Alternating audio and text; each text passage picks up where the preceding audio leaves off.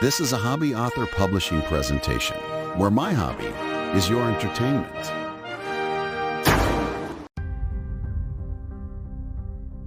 Welcome back to Shadows of Secrets. The horrifying truth of Elysia's experiments has been revealed. Her goal? To bind raw shadow essence to a living host, creating a being of immense power. Her journal named her final, necessary component, a man named Rix, a name Ace Stonebeard knows all too well. The former leader of the Moonrat Guild, who vanished the night his people were massacred. Today, in Chapter 13, The Shadow's Birth, the final, terrible pieces of the puzzle fall into place. We will witness the monstrous origin of the Shadow Myster and understand the true cost of Elysia's ambition. Chapter 13. The Shadow's Birth. The silence stretched thick with the cavern's unnatural cold and the lingering metallic tang of decay. Jared looked up from the journal fragment, his gaze finding Ace's across the feeble glow of the lamp. Confusion warred with dread on the half-elf's face, but Ace wasn't looking back at him. The dwarf stood frozen, his hand still resting on the axe beneath his cloak, his knuckles white. His dark eyes, usually sharp and scanning, were fixed on the black stone floor, distant and hard. A muscle twitched in his jaw, the only movement in his stocky frame. The name hadn't been unknown to him. Finally, Ace stirred, letting out a breath that fogged in the chill air. He spat onto the dusty floor, a sharp sound that barely disturbed the heavy quiet. Rix, he growled, the name a low, gravelly curse dredged up from deep memory. His face darkened, shadows clinging to the lines etched by time and violence. He met Jared's questioning look, his eyes like chips of obsidian. By the forge's fire, I knew a Rix, long time ago. He shifted his weight, the leather of his armor creaking faintly. Leader of the Moonrats, before Raven Shadow gutted him. A grim, humorless twist touched his lips. Charismatic bastard, ambitious as hell, ruthless enough to carve his way to the top of that dung heap. The pieces clicked into place with sickening resonance. Elysia's massacre of the Moonrats, the Shadow Myster's rise, and now the Moonrat leader himself, named as the key to containing the Shadow. Ace's words landed like stones dropped into a deep, cold well. Rix, leader of the Moonrats. Jared felt the connection snap into place, sharp and brutal. The ledgers from the Raven Shadow safehouse, detailing Elysia's methodical takeover of the underworld, had named the Moonrats as her primary obstacle, the guild she systematically dismantled. Rix had been their leader before the massacre, before the Raven Shadows descended. The guild she destroyed, Jared murmured, the implication settling heavy as the cavern's dust. His mother hadn't just eliminated a rival gang. She'd targeted them, specifically Rix, the charismatic, ruthless leader Ace remembered. The one her journal fragment, penned in this very chamber of horrors, named as having the necessary will to contain the Shadow. Ace confirmed, his gaze sweeping the desecrated altar, the unsettling diagrams, the lingering remnants of forbidden components. She wiped them out, took their territory, their rackets. Everyone thought it was just business, bloody, efficient business. But this... He gestured vaguely at the journal fragment Jared still held, then at the evidence of dark rituals surrounding them. This wasn't just about turf, was it? She needed Rix. The cold of the shrine seemed to deepen, leaching into their bones. The massacre wasn't just political maneuvering. It was intrinsically linked to the horrifying experiment detailed in the journal. Was Rix the sacrifice the ritual demanded? Or had Elysia succeeded? Had she secured the Moonrat leader, fulfilling the chilling final line of her notes, perhaps making him the original vessel, the one now known as the Shadow Myster? The question hung unanswered in the dead, echoing silence.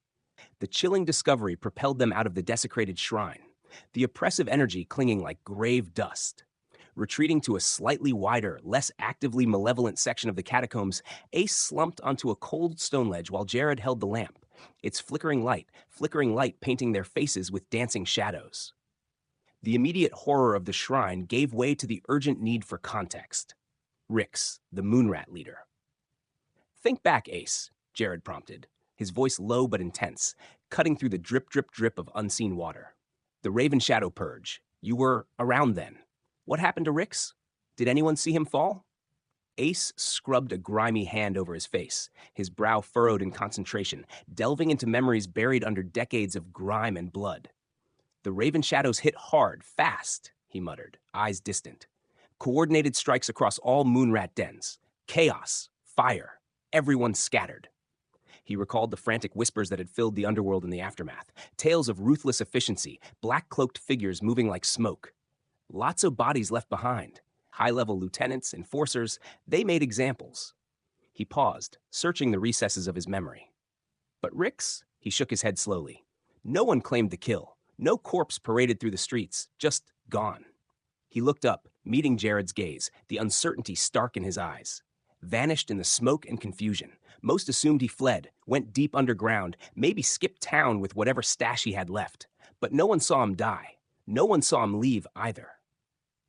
The official story, the underworld rumor mill, had written Rix off as escaped or perished unseen. But Elysia's journal painted a far more sinister possibility. Disappearance meant capture. Ace leaned back against the cold, damp stone, the lamp painting deep shadows across his weathered face. He sifted through the murky recollections of Oswegonia's underworld history, specifically the bloody night the Moonrats fell. It was pure bedlam, he growled, the memory still vivid despite the intervening decades. Raven Shadow hit every known den simultaneously. Smoke thick enough to choke on, steel ringing, screams echoing down alleys. He frowned, concentrating. After the dust settled, the stories started flying. Some swore blind they saw Rix cut down in the main den fight, went down swinging against a tide of black cloaks. Said his body was lost in the fires or dragged off with the others. That was the simplest explanation, the one many accepted. A violent end for a violent man. But others, Ace paused, his voice dropping lower, conspiratorial even in the deserted catacomb. Others whispered different tales. Said Rix was too cunning to get cornered like that. They claimed he wasn't found among the dead because he wasn't dead, that he slipped away in the chaos. He met Jared's intense gaze. Or, Ace added grimly, the unsaid implication hanging heavy, that he didn't slip away at all, that he was taken, spirited away by the Raven Shadows for reasons no one could fathom back then. No confirmed kill, no confirmed escape, just conflicting rumors swirling around a sudden, absolute disappearance. Now, illuminated by the horrifying context of Elysia's journal fragment, the whispers of capture, once dismissed as fanciful paranoia, took on a chilling weight. Rix must be secured. Had his mother succeeded where underworld rumor failed? Ace swore under his breath, pounding a fist against the unyielding stone beside him. Vanished. Either dead or gone. Slag it all, it's too murky. The conflicting tales were a dead end, underworld whispers obscured by time and fear. He ran a hand through his thick beard, frustration etching deeper lines around his eyes. Moonrat business was decades past, buried under layers of subsequent betrayals and shifting alliances. Then, something flickered in the depths of his memory, a detail long ignored. Rix hadn't just relied on brute force, he'd been paranoid, even for a guild leader. He used layers of obfuscation, personal codes nested within standard Moonrat ciphers. Ace recalled a specific, almost throwaway communication intercepted weeks after the main massacre, during the chaotic power vacuum. It hadn't made sense then, dismissed as garbled panic from a fleeing survivor. He closed his eyes, concentrating, dredging up the exact phrasing, the specific cant variations Rix favored. Den breached, fire everywhere. Boss held the line, slipped the net, then the bird struck, cage closed. At the time, slipped the net seemed to confirm escape. The bird struck was bizarre, meaningless noise. But now, the raven, Ace breathed, his eyes snapping open, wide with dawning horror. It wasn't a random word. In the underworld, after Elysia's brutal efficiency became known, the raven became hushed slang for the new power, for Mistress Raven Shadow herself. The message wasn't about escape. It was a fragmented report. Rix survived the initial assault, held the line, slipped the net of the main attack, but was then specifically targeted and captured. The bird struck, cage closed by Elysia. He hadn't just vanished, he'd been taken, precisely as the journal demanded. The coded message's confirmation landed like a physical blow. The bird struck, cage closed. Rix hadn't escaped the Moonrat massacre. He'd been deliberately extracted by the Raven herself, Elysia. Jared felt the pieces slam together with horrifying clarity, forming a timeline etched in blood and shadow. First, his mother returns, cloaked in the identity of Mistress Ravenshadow, bringing her ruthless efficiency and dark knowledge back to Oswagonia. Almost immediately, whispers begin of a new, terrifying power lurking in the city's depths, the Shadow Myster, his unnatural abilities baffling the underworld. Then, the Raven Shadows launch their brutal, coordinated assault on the established Moonrat Guild, shattering their power base. In the chaos, the Moonrat leader, Rix, charismatic, ruthless, and possessing the specific strength Elysia later noted in her journal, vanishes. Not killed, not fled, but captured. The final chilling piece clicked into place. The desecrated shrine, the journal detailing experiments to bind raw shadow essence to a living host, the frustration with failing subjects, and the specific identification of Rix as the necessary stronger anchor with the will to contain it fully. The sequence was undeniable, a cold, calculated progression. Elysia returned, likely bringing the nascent shadow magic with her. She engineered the conflict with the Moonrats not just for territory, but to acquire her specific target, Rix. His capture wasn't an opportunistic byproduct of the massacre, it was the objective. He was the intended vessel for her horrifying experiment, the raw material needed to fully birth or empower the entity now feared as the Shadow Myster. The weight of the synthesized timeline pressed down on Jared, colder and heavier than the subterranean air. He stared at the elegant, familiar script in the journal fragment, the words detailing shadow binding and the need for a resilient anchor named Rix blurring before his eyes. Then he looked at Ace, whose grim expression confirmed the inescapable logic, the coded message, the massacre, the disappearance, the shrine's dark purpose. It all pointed to one monstrous conclusion. A tremor ran through Jared, unrelated to the chill. He swallowed, the sound loud in the oppressive quiet. "She didn't kill him," he said, his voice rough, barely more than a whisper, yet it echoed starkly off the damp stone walls. Not Rix. He lifted the fragile pages, the physical proof feeling obscene in his grasp. She needed him, alive. He traced the lines describing the binding process, the forced integration of shadow essence, this ritual, the stronger anchor, the one with the necessary will. His gaze lifted, haunted, meeting Ace's flinty stare. The horrifying truth solidified, tasting like bile in his throat. "She captured him," Jared stated, the words falling like stones into the abyss of his mother's depravity. "Mistress Ravenshadow, she took Rix during the attack, brought him here, or somewhere like it." He gestured numbly at the lingering wrongness emanating from the direction of the desecrated shrine. And she performed her experiment, the one described here. She forced that shadow essence into him. The final, sickening realization crystallized. She didn't just fuel the Myster, Ace. She made him. Rix is the Shadow Myster. A wave of nausea churned deep in Jared's stomach, hot and acidic against the damp, penetrating chill of the catacomb. Rix is the Shadow Myster, and his mother, Elysia. Mistress Ravenshadow. She was the architect. He squeezed his eyes shut. The image of her face, the gentle one etched into his memory from childhood lessons under sun-dappled leaves, the one preserved in the locket, warring violently with the cold, calculating manipulator, revealed in these brittle, horrifying pages.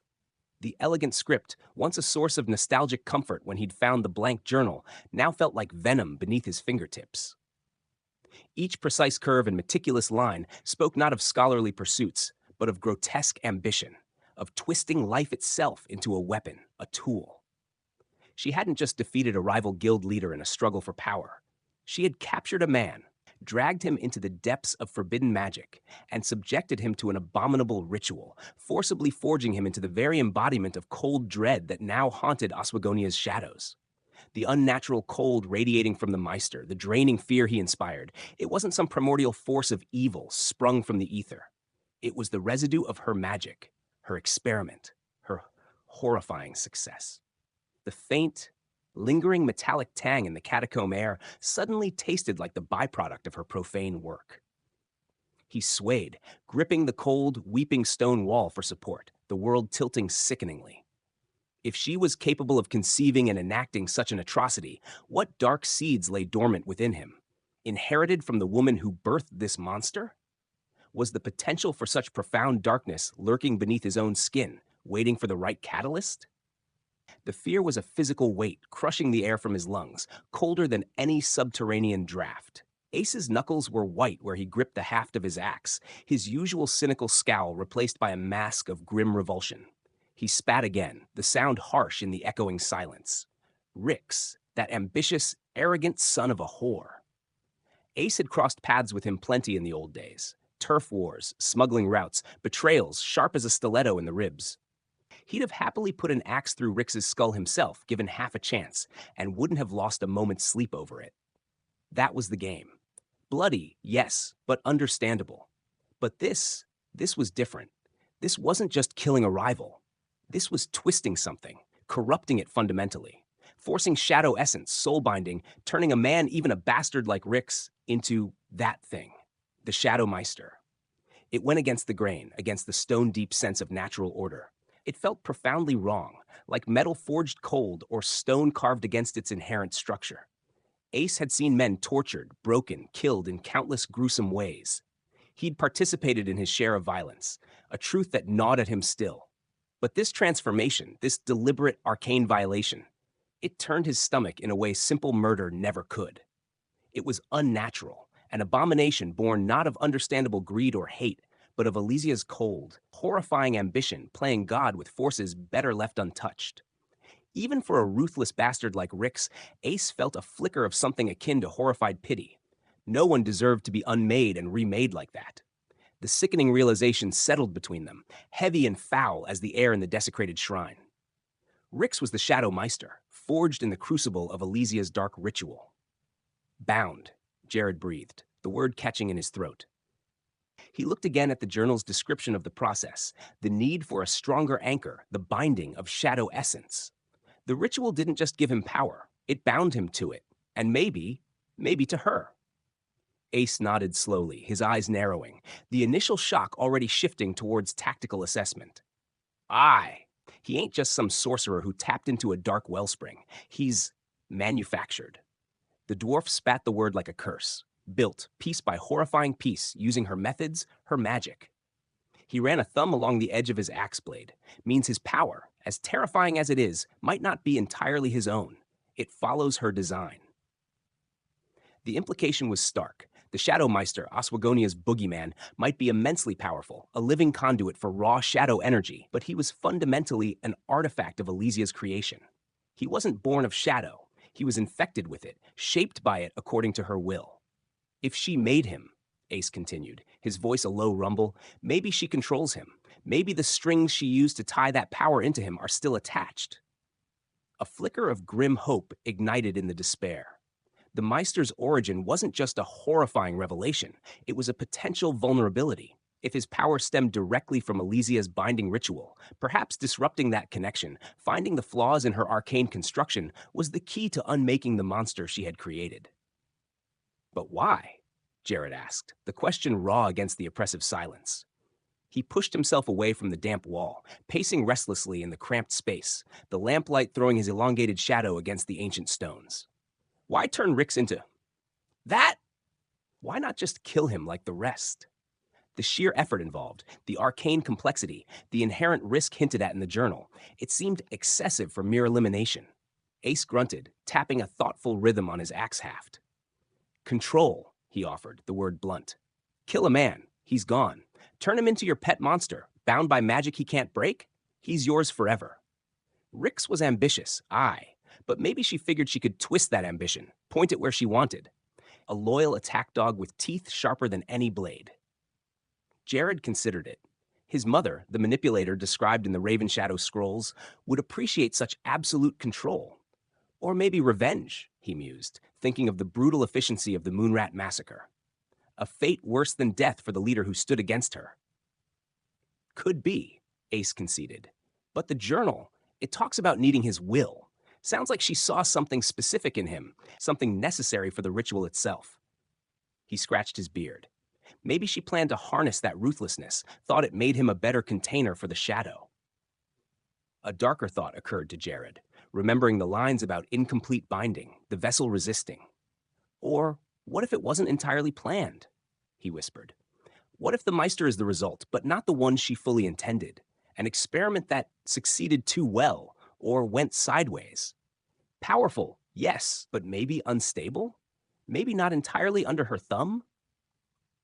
The idea that the Shadow Myster might be a catastrophic success, a force partially unleashed rather than perfectly controlled, added another layer of dread to the chilling puzzle of his mother's motives. The speculation hung heavy between them, each possibility more disturbing than the last. Driven by the horrifying new context, they retraced their steps back towards the desecrated shrine, the cavern's oppressive aura feeling even more predatory now that they knew its specific, gruesome history. The unnatural cold seemed to bite deeper, the silence charged with the psychic residue of Rix's forced transformation. Ace held the lamp high, its beam cutting through the shadows that clung like mold to the black stone. Jared moved immediately towards the central altar, and the diagrams etched into the floor, his eyes tracing the interwoven lines and jagged symbols with fresh intensity. Before, they were abstract representations of dark magic. Now, they were the blueprint for Rix's unmaking. He focused on the points where symbols of binding intersected with the sigils representing shadow essence. Were there signs of resistance? Scorch marks suggesting uncontrolled energy release beyond what Terrell described? He noticed deeper gouges within the channels leading to the altar, almost frantic scratches overlaid on the precise ritual markings. Could these be physical evidence of Rix's struggle against the encroaching shadow, against his will being broken and reformed? Ace, meanwhile, ran his calloused fingers over the defaced sun symbols carved into the shrine's pillars. These markings, he muttered, squinting. They ain't just scratched out. Some look like they were blasted, maybe by uncontrolled magic. He pointed to a section where the black stone was cracked and slightly melted around a defiled symbol. Like something fought back against whatever desecrated this place, or fought against being held by it. They scanned the chamber again. The remnants of reagents, the brittle bone fragments, the solidified shadow essence. No longer just evidence of a dark ritual, but grim relics of Rix's terrifying genesis as the Shadow Myster. Jared knelt again beside the massive black altar, the stone radiating a profound cold that seeped through his trousers. The air tasted metallic, stale, thick with the memory of violated sanctity and forced transformation. He ran his fingers lightly over the intricate, horrifying diagrams etched into the floor, searching for anomalies beyond the frantic scratches he'd noted earlier. His gaze followed the flow lines, imagining not just energy, but Rix's essence being drawn towards the altar, bound and corrupted. He focused on the altar stone itself, near where he'd found the journal fragment concealed. The seam of the hidden compartment was almost invisible now that it was closed again. Driven by a grim intuition, he examined the stone immediately adjacent to the lid, pressing gently, scanning for other hidden catches or irregularities. His fingers brushed against a section where the smooth, obsidian-like surface felt infinitesimally rougher, disturbed by something other than ritual scoring. Leaning closer, holding the lamp low, he saw it. Tucked into a natural crevice in the stone, almost perfectly camouflaged by shadow and the dark material, was a tiny, rolled-up piece of parchment, no bigger than his thumb. It had likely been dislodged slightly when he opened the main compartment earlier. Carefully, using the tip of his dagger, he eased the fragile scroll out. It wasn't sealed, merely rolled tight. As he gently unfurled it, his breath hitched.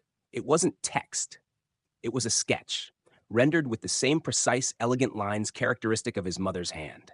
Faint, drawn with charcoal or graphite, almost lost against the aged parchment, but undeniably hers. A new piece of her mind, hidden deeper still within the heart of her horrific laboratory. Jared carefully unrolled the tiny, fragile scroll. The parchment was thin, almost translucent with age, and felt brittle beneath his touch. As it flattened, the lamplight illuminated the faint, precise lines sketched upon it. Despite the grim surroundings and the dark context, the artistry was undeniable. His mother's elegant, confident hand, capturing fine detail with minimal strokes. The sketch depicted a single flower.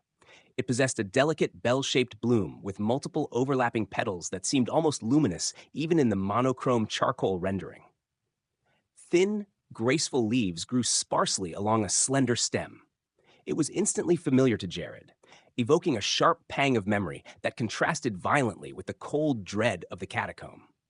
He knew this flower. He'd seen it countless times during his youth, pushing its way through the thin soil and rough grasses high above the tree line, catching the moonlight. Moon petal bloom, he murmured, the name soft on his lips, a whisper of a life far removed from this desecrated place. It was a rare wildflower, notoriously difficult to cultivate, found only in the windswept alpine meadows overlooking the elven enclave of Verdant Haven, his former home, the place from which both he and his mother were exiled. Why? Why would Elysia sketch this specific flower, native to the home she was cast out of, and hide it here, within the heart of her dark magic sanctum, amidst the relics of Rix's transformation into the Shadow Myster?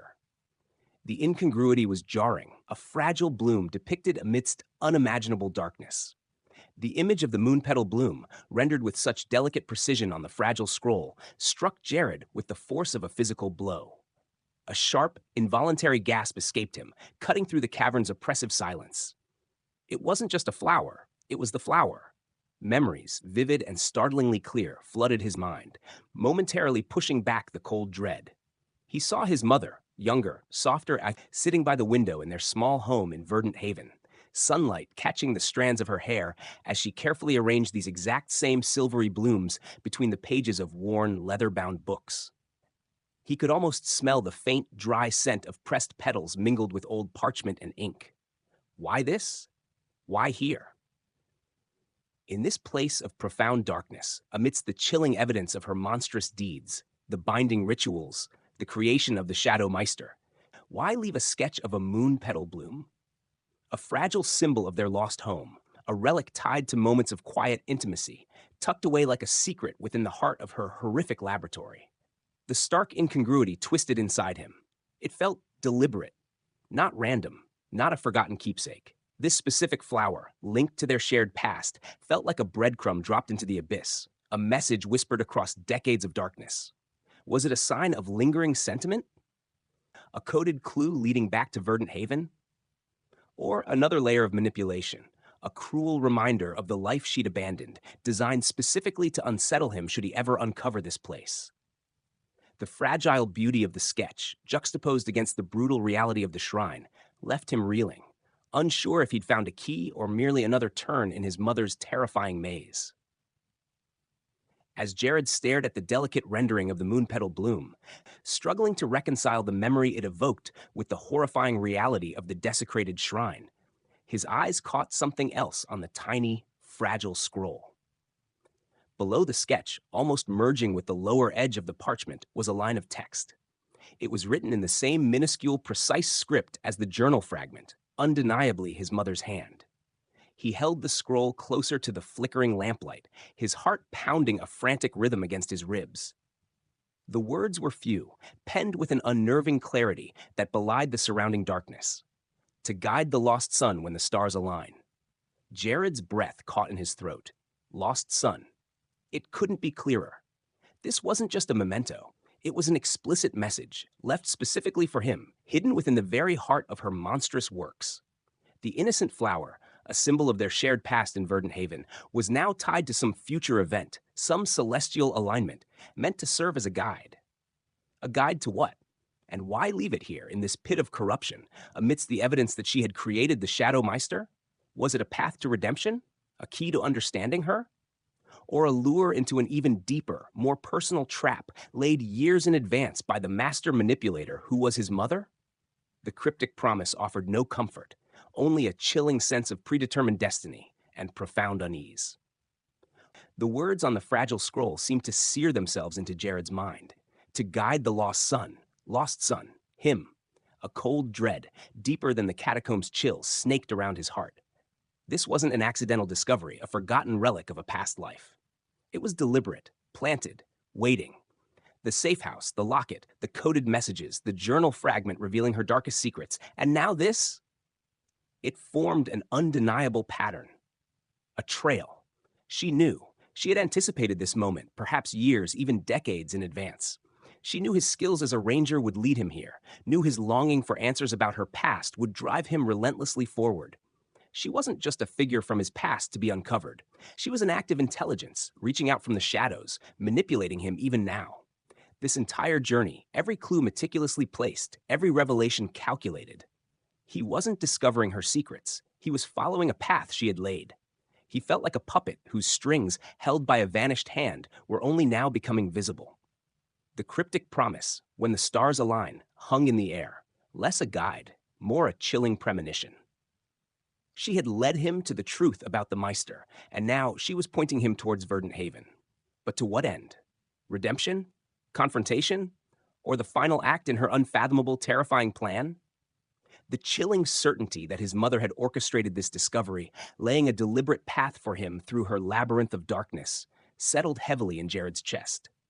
He felt exposed, manipulated, his quest for truth twisted into a predetermined route plotted by the very woman he sought to understand. His hand instinctively went to the smooth, leaf-shaped pendant beneath his tunic, the familiar weight a small anchor in the swirling vortex of confusion and dread. As his fingers closed around the worn wood, a faint, almost imperceptible vibration started against his skin. It wasn't the subtle warmth it emitted near general traces of her magic, nor the sharp, defensive pulse it gave off near the raw shadow essence. This was different.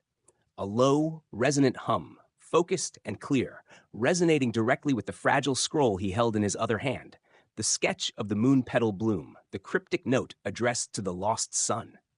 It felt like a tuning fork struck against a matching frequency, a specific harmonic connection activating between the pendant she had given his father long ago and the clue she had left hidden here. The necklace wasn't just a detector of her arcane signature. It was a key, a compass designed to respond to this specific trail. The realization solidified his fear into cold certainty. She hadn't just anticipated he might find this place. She had ensured he would recognize her breadcrumbs when he did, using the very gift meant to symbolize her love as a tool to guide him along her chosen path. The path leading back towards Verdant Haven, back towards the flower of their shared past, under the aligning stars she predicted. The faint hum of the pendant against his skin, resonating with the sketch of the moon petal bloom, was undeniable proof. She was guiding him. But the question hammered relentlessly in his mind. Why? He stood frozen in the cold, dead air of the catacomb, caught between the monstrous reality of his mother's actions and the intensely personal nature of the trail she'd laid. Hope, fragile and tentative, flickered within the darkness. Could this be atonement? A path towards reconciliation? Was the moon petal bloom, a symbol of their shared past before exile and shadow consumed her, meant to signify a desire to return, to undo the horrors she had wrought? Perhaps she regretted creating the Myster, saw him as a catastrophic mistake, and was now guiding her lost son, the ranger, the protector, towards a way to stop him, using the pendant as a key to navigate her own dangerous legacy. But cynicism, born of the chilling revelations in the Raven Shadow scrolls and the desecrated shrine, coiled like a cold serpent around that fragile hope. This was Elysia, Mistress Ravenshadow, manipulator supreme. Was this trail merely a more intricate snare? Was the sentimentality a calculated lure, exploiting his longing for connection to draw him towards Verdant Haven for some purpose entirely her own? Perhaps related to the cryptic aligning stars? Did she need him for the next stage of her horrifying experiments, perhaps as the ultimate vessel she'd theorized about before settling on Rix? Or was it something in between? A pragmatic move? Maybe the Myster had become unstable beyond her control, and she needed Jared, with his unique heritage, his ranger skills, to eliminate her failed experiment, guiding him just enough to achieve her objective without exposing herself further. He touched the pendant again.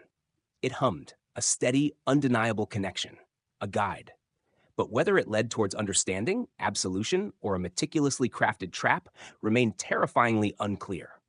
He had no choice but to follow, but every step would be fraught with the agonizing tension between desperate hope and ingrained suspicion.